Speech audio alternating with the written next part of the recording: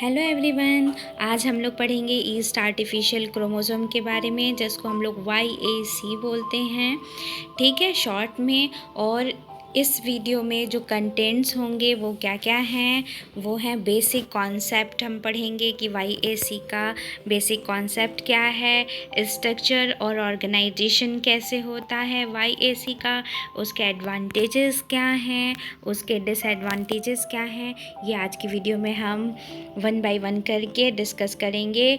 East जो होता है, ईस्ट आर्टिफिशियल क्रोमोसोम, ये क्या होता है? Yeast artificial chromosomes or genetically engineered chromosomes derived from the DNA of the yeast Saccharomyces cerevisiae which is then ligated into the bacterial plasmid। तो yeast artificial chromosome को क्या करते हैं? जेनेटिकली इंजीनियर्ड, इसको इस तरीके से बनाया जाता है, जेनेटिकली इंजीनियर्ड क्रोमोसोम है, ठीक है, जिसको कि हम लोग ईस्ट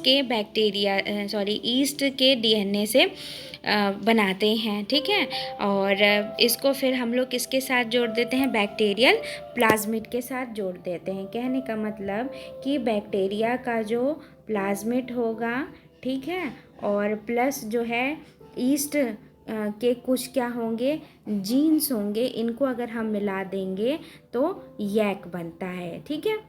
आई बात समझ में? ये याद रखिएगा कि ये क्या होता है, प्लाज्मिड होता है बैक्टीरिया का, प्लस ईस्ट के कुछ जो होते हैं जीन्स होते हैं, जिनको कि मिला के यैक बनाया जाता है, ठीक है।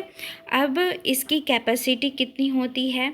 देखिए, जितने भी हम लोग पढ़ेंगे वेक्टर्स, ठीक है, जितने भी हम लोग वेक्टर्स पढ़ेंगे उसमें हम लोगों को यही देखना है कि कितने KB का हम लोग इंसर्ट करते हैं, ठीक है, DNA को दूसरे जिस भी प्लाज्मिड में, ठीक है, जो हमारा इंटरेस्ट जिस DNA में है, ठीक है, उसको हम लोग इंसर्ट करते हैं किसी भी प्लाज्मिड में।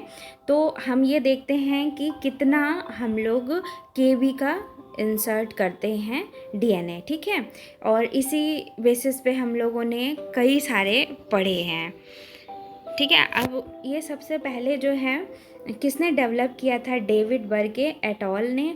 ये अभी ज़्यादा टाइम नहीं हुआ, 1987 में सबसे पहले इसको बनाया गया था, ठीक है। उसके बाद क्या है कि इसमें क्या देखेंगे आप कि देखिए, जो मैं अभी बता रही थी कि हम लोगों को अपने सिलेबस में CSIR में या किसी भी एग्ज़ाम के लिए पढ़ना होता है प्लाज्मिड वेक्टर, बैक्टीरियोफेज लैम्डा क्या होता है, कॉस्मिड क्या होता है, बैक्टीरियोफेज P1, बैक और यैक, ठीक है। ये बैक्टीरियल आर्टिफिशियल क्रोमोसोम है बैक, और यैक ईस्ट आर्टिफिशियल क्रोमोसोम है। इतने टाइप्स के वेक्टर हमको पढ़ने और देखना है कि सब में डिफरेंस क्या है। तो इनकी जो क्लोनिंग कैपेसिटी वो कितनी होती है, यहाँ पे देखिए दिया हुआ है। अगर प्लाज्मिड की करें तो सबसे कम, उसके बाद बैक्टीरियोफेज लैम्डा की, उसके बाद कॉस्मिड की, उसके मतलब ये धीरे धीरे क्या होती है, बढ़ती जाती है। और ये देखिए, जो हम लोगों को ईस्ट पढ़ना है, यैक जो पढ़ना है आर्टिफिशियल क्रोमोसोम, इसमें 100 to 1000 KB का DNA हम इंसर्ट कर सकते हैं। और यहाँ पे देखिए सबकी जो है अलग अलग एप्लीकेशंस दिए हुए हैं। जो हमको आज पढ़ना है उसके एप्लीकेशन का है जीनोम मैपिंग में और सीक्वेंसिंग में, यानी जितने अब जैसे जैसे हम लोग बड़े DNA को इंसर्ट कर पा रहे हैं, जो DNA हमें चाहिए, तो उसका एप्लीकेशन जीनोम मैपिंग और सीक्वेंसिंग में है। उससे पहले क्या था कि सिंगल जीन की क्लोनिंग करते थे, शॉर्ट गन सीक्वेंसिंग लाइब्रेरी बनाते थे, सिंगल जीन था।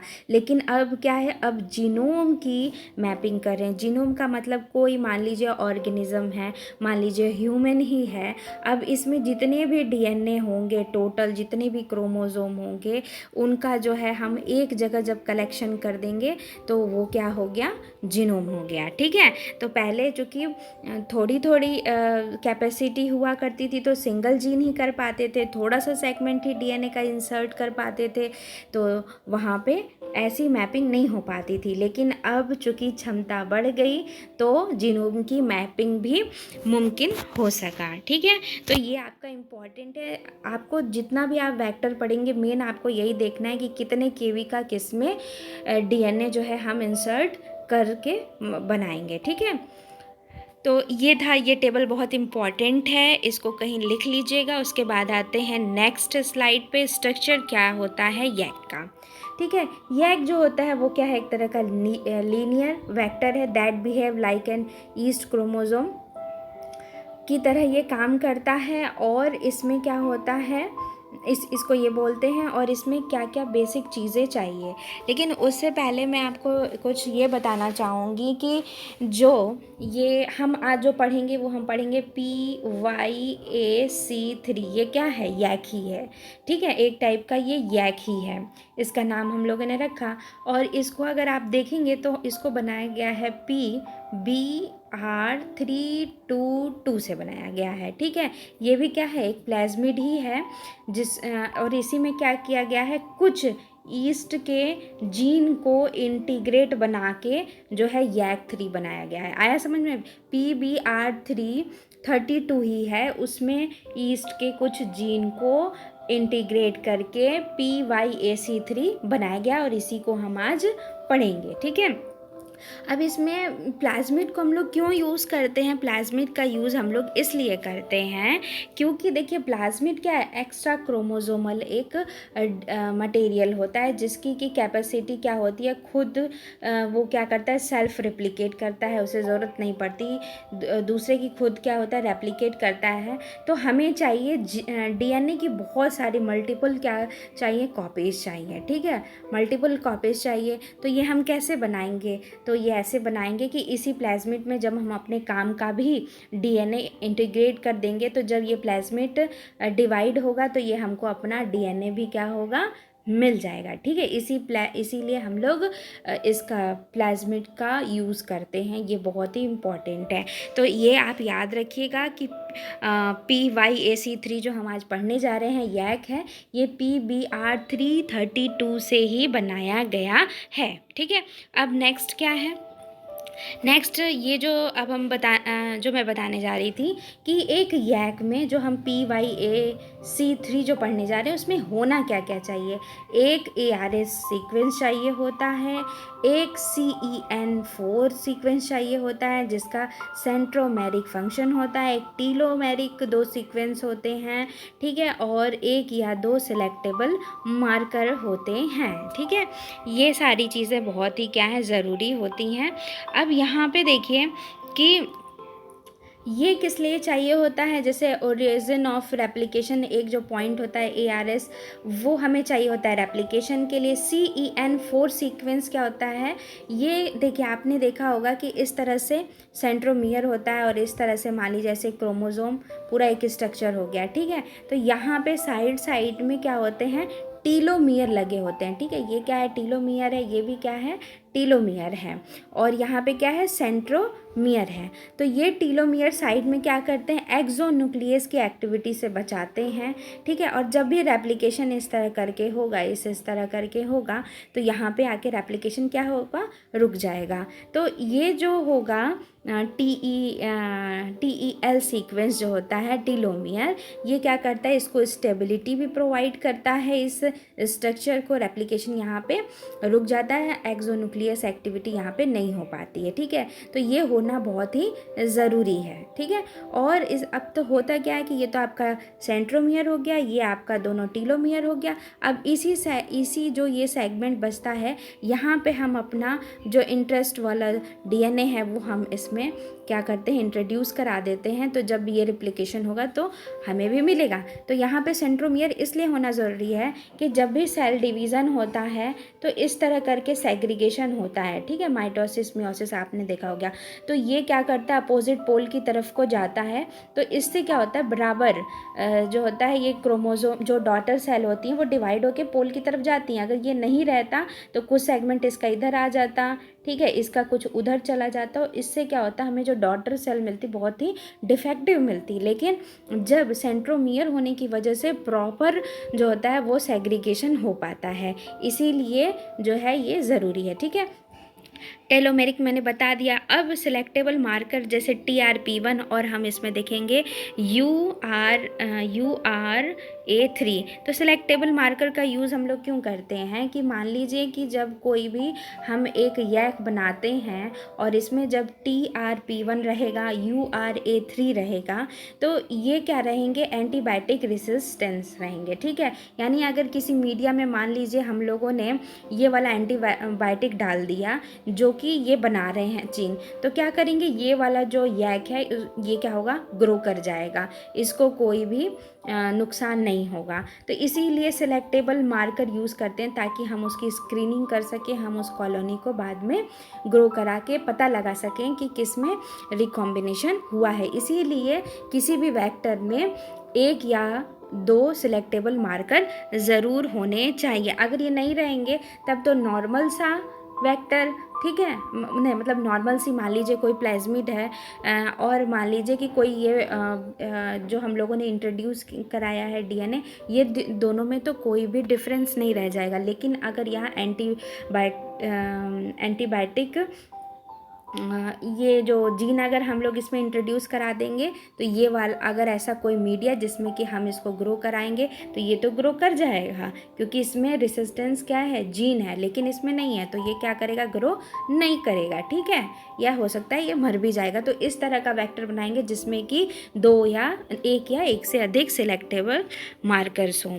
तो मैंने सारे पॉइंट आपको बता दिए कि कौन से पॉइंट होने चाहिए एक यैक वेक्टर में और उनका क्या क्या फंक्शन है। एक और बचता है और वो है SUP4, ये भी एक क्या है, सिलेक्टेबल मार्कर है, और इसी सिलेक्टेबल मार्कर में हम DNA को इंसर्ट करते हैं, इंटीग्रेट करते हैं। ठीक है, और जो नेसेसरी सीक्वेंस अब जो है हम लोग बनाएंगे इकोलाई प्लाज्मिड से फॉर सिलेक्शन, और इसको प्रोपोगेट कहाँ कराएंगे, इकोलाई में। तो ईस्ट में क्या होगा, प्रोपोगेशन होगा, लेकिन जो हम यैक बना रहे हैं वो कुछ हम लेंगे प्लाज्मिड का लेंगे और कुछ ईस्ट के जीन हम क्या करेंगे उसमें इनकॉर्पोरेट करेंगे, और इस तरह से एक यैक बन जाएगा। और इस तरह का क्या क्या जैसे रहेगा, इससे जैसे हम लोगों ने वो लेंगे, जैसे हम लोग उसमें क्या क्या इंट्रोड्यूस कराएंगे, TRP1 कराएंगे, ठीक है, उसके बाद CEN जो है 4 कराएंगे, ठीक है, उसके बाद TEL, ये हम जो है प्लाज्मिड में क्या करते हैं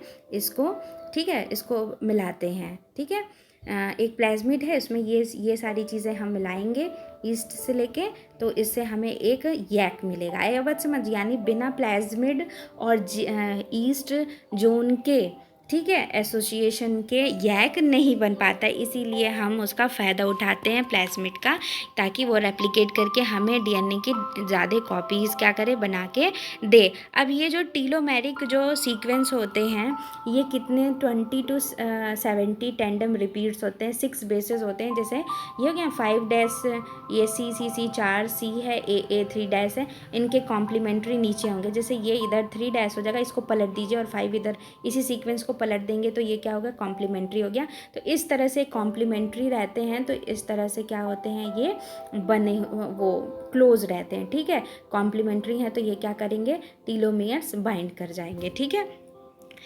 which makes the DNA duplex resistant to exonuclease activity. अगर वो फ्री रहते तो वहाँ न्यूक्लियस की एक्टिविटी हो जाएंगी, वो फ्री नहीं है, वो ऐसे सर्कुलाइज हो जाएंगे। तो इस वजह से क्या होगा कि कोई भी एक्सोन्यूक्लियस एंजाइम आके उसको कट नहीं कर पाएगा। ठीक है, उसके बाद उसी स्ट्रक्चर में हम देखेंगे SANB1 एक एंजाइम होता है जो रिकॉग्नाइज करता है एक पर्टिकुलर सीक्वेंस को, और यहाँ पे मैंने लिखा हुआ है इस सीक्वेंस का जो सीक्वेंस है वो 5-TACGTA3 करके है, जो कि हमें क्या करता है, ब्लंट एंड देता है। ठीक है, ब्लंट कट देगा एकदम सीधे से, और ये ब्लंट कट क्लीवेज होने के बाद से क्या होगा, 2 आर्म्स मिलेंगे यैक के। तो जब कोई भी ऐसी कोई चीज़ है, यैक है मान लीजिए, जब इसको कट कर देंगे तो हमको क्या मिल जाएगा, लीनियर मिल जाएगा। ठीक है, अब इसके हम अच्छा ये भी यहाँ पे भी देख लिए, BAM H1 BAM हाई जो है इसका सीक्वेंस क्या होता है 5-G8TCC3 और इसका कॉम्प्लीमेंट्री क्या होगा 3-CCTAG ठीक है। ये रिस्ट्रिक्शन एंडोन्यूक्लियस है जो कि यहाँ जी के बीच में यहाँ कट कर रहा है, और यहाँ भी ये जो है ये यहाँ होना चाहिए, ठीक है, और ये जो है इसके बगल में होना चाहिए। इस तरह से ये क्या करता है, कट करता है। ए पे नहीं करेगा, यहाँ पर करेगा जी के बीच में, ठीक है। तो ये मैंने आपको इसलिए बता दिया ताकि ये आपको अलग से अजीब सी चीज़ ना लगे कि ये क्या है। तो ये जो है आपका BAM H1 और SNA B1 है। इतना तो मैंने बता दिया। हो सकता है अभी तक आपको इसका मैंने डायग्राम नहीं दिखा इसलिए नहीं समझ में आएगा। अब इसको डायग्राम से समझते हैं। अब यहाँ पे एक देखिए मैंने बनाया है, बहुत ही कलरफुल है, और इसको मैं ऐसा समझाऊंगी कि अभी ये पूरा समझ में आ जाएगा। देखिए यहाँ पे क्या है कि यहाँ पे पूरा का एक मैंने YAC वेक्टर को बनाया है। ये इसका नाम है PY, यहाँ डॉट नहीं होता है जो कि यहाँ पे कैपिटल हो जा रहा था इसलिए मैंने लगा दिया। PYAC3 जो है ये एक आपका यीस्ट आर्टिफिशियल क्रोमोसोम है, ठीक है। अब मैंने आपको बताया कि एक ORI होना चाहिए, ARS, क्योंकि यहीं से रेप्लिकेशन क्या होता है, शुरू होता है। और मैंने क्या बताया कि TRP1 और URA3 ये दोनों क्या है, एंटीबायोटिक रेसिस्टेंस क्या है, जीन यहाँ पे लगे हुए होंगे, ठीक है। ये आपको, और यहीं पे ORI यहाँ पे है, ये इसका सेगमेंट है, और यहाँ पे टीलोमियर देखिए साइड में यहाँ लगे हुए हैं इस तरह करके। और BAM H1 यहाँ पे क्या कर रहा है, जो मैंने एरो से दिखाया कि यहाँ से क्या करेगा, ये कट करेगा, ठीक है। और यहाँ पे जो है एक जगह आप ये देखिए सेंट्रोमियर की साइट है ये, ठीक है। यहाँ से इस तरह से जैसे हमने ये ऐसे करके दिखाया था ना, ये ऐसे करके सेंट्रोमियर, तो ये लगेगा, ठीक है। और उसके बाद ये क्या है, SUP4, ये एक ऐसा सेगमेंट है जहाँ की हम अपना जो हमें चाहिए ये DNA वो हम यहाँ पे इंट्रोड्यूस कराएंगे। और SAB1 जो एक एंजाइम है जो कि ब्लंट कट करेगा, तभी इस सेगमेंट के बीच में हम लोग क्या कर पाएंगे, उस सेगमेंट के बीच में DNA को इंसर्ट कर पाएंगे, ठीक है। आगे पूरी बात बहुत कलरफुल दिख रहा होगा, लेकिन आपको धीरे धीरे करके समझ में आ जाएगा, ठीक है। तो यहाँ पे आपको ये एक ऐसे दिखा, फिर आपको ये URA3 का दिखा, फिर ये को टेल रीजन दिखा, ये भी आपको टेल रीजन दिखा, और यहाँ TRP1 दिखा, और यहीं पे आपको ORI दिखा, और यहाँ पे CN4 दिखा, ठीक है। वो सारे यहाँ पे मैंने ऐसे बता दिया आपको। अब यहाँ पे ही जो रीज़न होगा वो किस में हम लोग ये बना रहे हैं, PBR322 सीक्वेंस में बना रहे हैं। तो सबसे पहला स्टेप क्या होगा, सबसे पहला स्टेप ये होगा कि BAM H1 को क्या, ये ऑर्गेनाइजेशन हम लोग पढ़ रहे हैं, ठीक है, YAC वेक्टर का। तो यहाँ पे देखिए BAM H1 क्या करेगा, डाइजेशन करेगा, इसको क्या करेगा, कट करेगा। जब अब आप थोड़ा इमेजिन कीजिए कि जब यहाँ पे कट होगा तो ये टीलोमियर सेगमेंट इधर आ जाएगा, ये टीलोमियर सेगमेंट इधर आ जाएगा, और बीच में ये SNAB1 आ जाएगा, जहाँ SUP4 क्या है, सेगमेंट है यहीं पर, ठीक है। तो इसके बाद क्या होगा कि ये BAM H1 क्या हो गया, बाहर निकल के आ गया, ठीक है। उसके बाद क्या होगा, अब यहाँ पे गैप क्रिएट हो गया। अब ये जो गैप है यहाँ पे हम अपना जो DNA है, ठीक है, DNA जो हमारे इंटरेस्ट का है उसको हम यहाँ क्या करेंगे, इंट्रोड्यूस करा देंगे। तो ये रेड आपको टेल दिख ही रहा है, ये लीनियर बन गया, पहले क्या था, सर्कुलर था, अब क्या हो गया, लीनियर बना के इसको हमने DNA को इंट्रोड्यूस किया। अब यहाँ पे SUP4 क्या है, साइड दोनों के बीच में हमारा DNA इंटरेस्ट क्या है, हो गया है, ठीक है। अब क्या करेंगे, अब इसको हम लोग फिर क्या करेंगे, ईस्ट में क्या करेंगे, इंट्रोड्यूस कराएंगे। ये बन गया, अब कराएंगे तो अब क्या कहानी होती है कि जो ईस्ट क्या यूकैरियोटिक सेल है, यहाँ पे क्या होता है, सेल वॉल होती है। तो इस वजह से जो हमने ये बनाया वेक्टर, इसको इंट्रोड्यूस कराना क्या होता है, मुश्किल होता है, सेल वॉल को तोड़ना मुश्किल होता है। तो इसको हम लोग क्या करेंगे, एक मेथड है, ठीक है, और उस मेथड से इंट्रोड्यूस कराएंगे। तो उसमें क्या, उसको बोलते हैं प्रोटोप्लास्ट ट्रांसफॉर्मेशन। क्या होता है वो, प्रोटोप्लास्ट ट्रांसफॉर्मेशन होता है। प्रोटोप्लास्ट ट्रांसफॉर्मेशन का मतलब ये हुआ कि सेल वॉल को क्या करेंगे, ऐसे रिमूव कर देंगे। अब आपका ऐसे ऐसे करके प्रोटोप्लास्ट हो गया।